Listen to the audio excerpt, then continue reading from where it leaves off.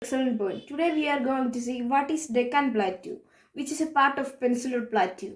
So let's get into it. So, Deccan Plateau is a triangular landmass that lies to the south of Narmada River. Guys, this is Narmada River and it is the northward extent of Deccan Plateau. So, Satpura Range flanks its base in the north. So, this is Satpura Range and this is the northward base of Deccan Plateau. Next, Mahadev and Kaimur Hills are the eastward extensions. So, Mahadev and Kaimur Hills mark the eastern boundary of Deccan Plateau. So, this is Mahadev and Kaimur Hills. It is the eastward extent of Deccan Plateau. The Deccan Plateau is higher in the west and gently slopes eastward. So this is higher here and it is lower here. As you can see in this picture, here it is written that it is about 600 to 1200 kilometers here, and this here it is less than 100 to 0 to 300. There is also a northeast extension. So the Deccan Plateau has a northeast extension here. This Daro, Khasi, Jaintia, these hills, the Karbi, Anglok Plateau and northern Kachar hills. These hills are all part of Deccan Plateau and is separated by a fault from Chotanagpur Plateau, as you can see. There is also a northeast extension. Deccan Plateau has the northeast extension here. So, as you can see, an extension of plateau is visible in northeast, locally known as Meghalaya, Karbi Anglong Plateau and North Kachar Hills. So, this is Karbi Anglong Plateau and North Kachar Hills. It is separated by a vault from Chotanagpur Plateau. So, this is Chotanagpur Plateau and it is separated by a vault here. The three prominent ranges from west to east are the Garo, Khasi and Jaintia. As you can see here in this picture, the three hills Garo, Khasi and Jaintia are prominent hills in this fort. Now we have seen the basic structure of Deccan Plateau. Now we are going to see what is Western Ghats and Eastern Ghats, which is a part of Deccan Plateau. Western Ghats and Eastern Ghats mark the western and eastern edges of Deccan Plateau respectively. So guys, this is Western Ghats and this is Eastern Ghats. We will see further about it. Western Ghats are continuous and parallel to Western Coast.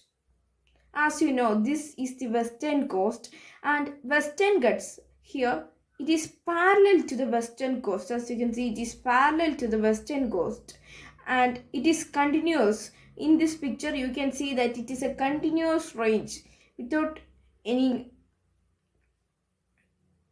separations between it. As you can see, it is a continuous range.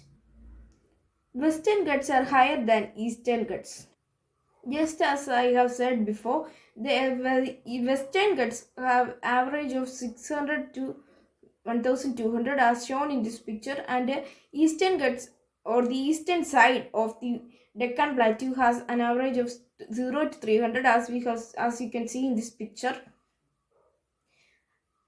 The height of Western Ghats increase progressively from north to south. The Eastern Ghats extend from Mahanadi Valley to Nilgiri. So, this is the Eastern Ghats. So, it extends, as you can see in this picture, it is here, it is the northward extension. So, it is the Mahanadi River and it extends from Mahanadi Valley to Nilagiri Hills. So, this is Nilagiri Hills. It extends from here to here, even though it is not continuous.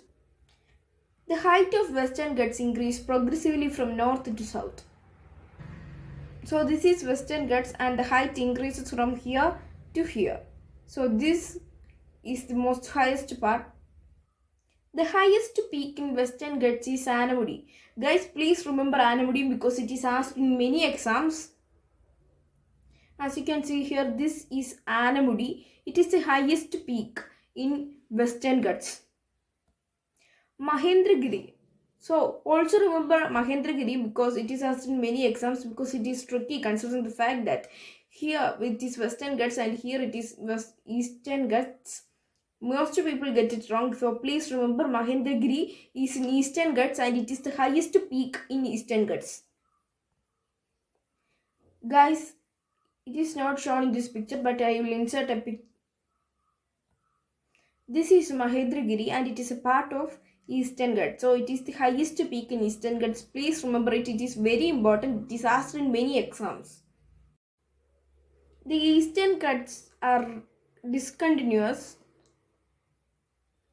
Guys, please remember the difference between Western Ghats and Eastern Ghats because Western Ghats and Eastern Ghats play a major role in India's climatic conditions. It is because of Western Ghats the coasts of Kerala and Karnataka receive heavy rainfall due to southwest monsoon. We will see that in the next lesson, but here it is very important. The difference between Western Ghats and Eastern Ghats are asked in almost all exams. Comment and subscribe so you won't miss future videos like this one.